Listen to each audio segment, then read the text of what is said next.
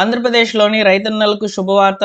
అన్నదాత సుఖీభవ పథకానికి సంబంధించి మరియు పీఎం కిసాన్‌కి సంబంధించినటువంటి నిధులు రైతుల యొక్క ఖాతాలకు మార్చి 13వ తేదీన సాయంత్రం 5 గంటలకైతే వారి యొక్క ఖాతాల్లోకైతే జమ కాబోతున్నాయి డీబీటీ విధానంలో. సో, గత 2 రోజుల క్రితమే నేను వీడియో అనేది చేయడం జరిగింది. సో, మీకెలా తెలుసు అని చెప్పి చాలామంది కూడా క్వెషన్ చేశారు. కొంతమంది ఫేక్ వీడియో ఇది అని చెప్పని మెన్షన్ చేయడం జరిగింది. సో, అయితే ఫ్రెండ్స్ ఇక్కడ నేను మీకు ప్రూఫ్‌తో సహా అయితే మాట్లాడుతున్నాను. సో, ఇక్కడ మనకు అఫీషియల్ వెబ్‌సైట్‌లోనే అప్డేట్ చేయబడినటువంటి మెసేజ్‌ని అయితే ఒకసారి ఫార్వర్డ్ చేస్తున్నాను చూడవచ్చు. సో, మీరు కూడా చూసుకోవచ్చు మీ మొబైల్‌లో pmkisan.gov.in అనే వెబ్‌సైట్‌లోకి అయితే రండి. వచ్చిన తర్వాత ఇక్కడ చూసుకున్నట్లయితే the honourable prime minister will release the 22nd instalment of the PM Kisan on 13th March 2026 from Guwahati, Assam అని చెప్పి మనకు ఒక మెసేజ్ అనేది రావడం జరుగుతుంది. ఒక పాపప్ వీడియో కూడా వస్తుందన్నమాట. ఆ వీడియో కూడా ఎక్స్‌ప్లెయిన్ చేస్తుంది ఏ తేదీన అమౌంట్ అనేది విడుదల చేస్తారని.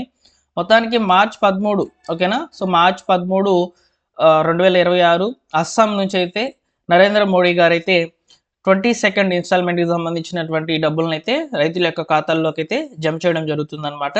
సో, మన యొక్క రాష్ట్ర ప్రభుత్వము ఎప్పుడైతే పీఎం కిసాన్ నిధులనేటివి విడుదలవుతాయో అదే తేదీన మేము అన్నదాత సుఖీభావ పథకానికి సంబంధించిన నిధులనేటివి విడుదల చేస్తామని చెప్పింది కాబట్టి సో, రైతులకైతే భారీ గుడ్ న్యూస్‌గా అయితే చెప్పుకోవచ్చు.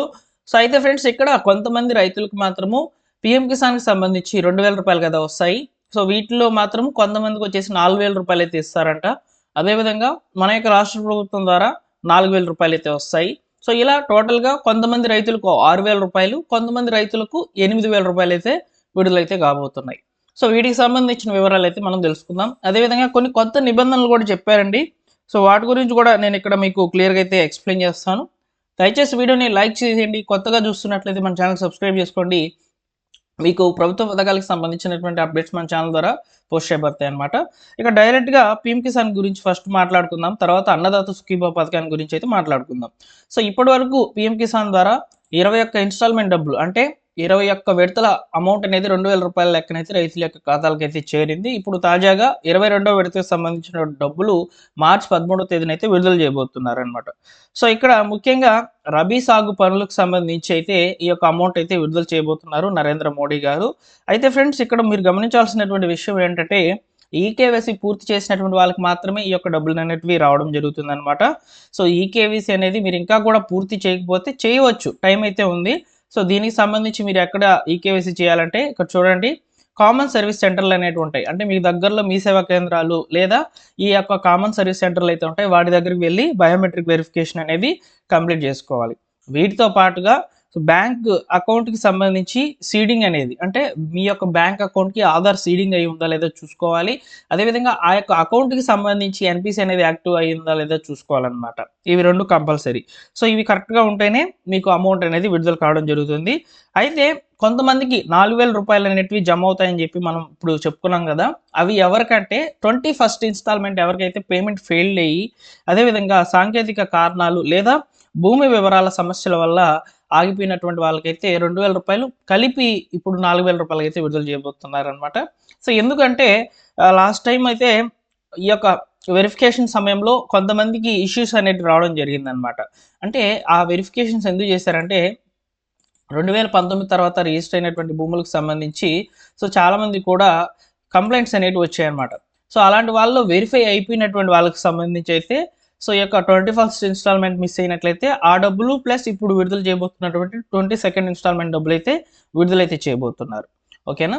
సో, కాబట్టి రూ. 4000 ఎవరికొస్తాయో మీకు అర్థమైంది. నెక్స్ట్ వచ్చేసి ముఖ్యంగా ఈ నిబంధనలు కరెక్ట్‌గా ఉండాలండి. ఏందంటే పట్టాదారు పాస్‌బుక్‌కి ఆధార్ సీడింగ్ కంపల్సరీ. మీకు అన్నదాత సుఖీభవ అయినా, పీఎం కిసాన్ అయినా 2 ఒకటే. ఓకేనా.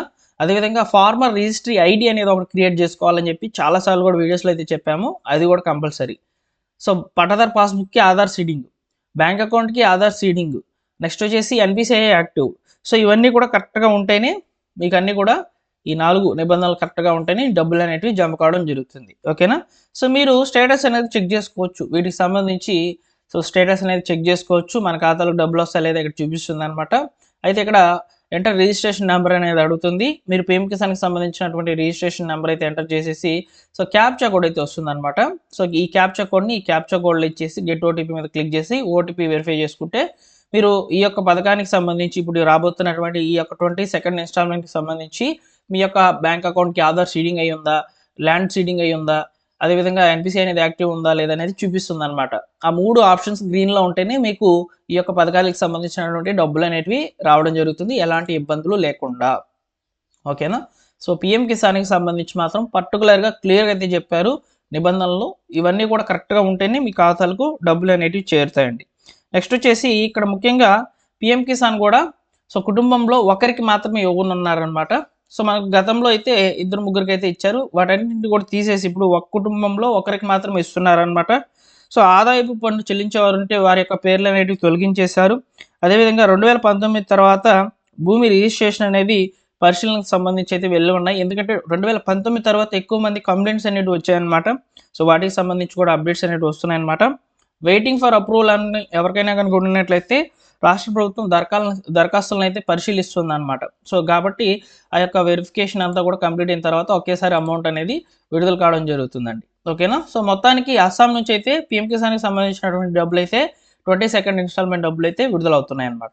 అదే రోజున మన యొక్క రాష్ట్ర ప్రభుత్వము అన్నదాత సుఖీభావ పథకానికి సంబంధించి 4,000 రూపాయలు రైతుల యొక్క ఖాతాల్లోకి అయితే చేర్చనుంది. సో మనం గతంలో చూసాము, మొదటి విడత, రెండో విడతలో 5,000 రూపాయలు అయితే విడుదల చేసిందనమాట గవర్నమెంట్. సో ఇప్పుడు వచ్చేసి 4,000 రూపాయలు అయితే విడుదల చేయబోతున్నారు. ఎందుకంటే రాష్ట్ర ప్రభుత్వము ఎన్నికల మేనిఫెస్టోలో 20,000 రూపాయలు అయితే చెప్పారనమాట.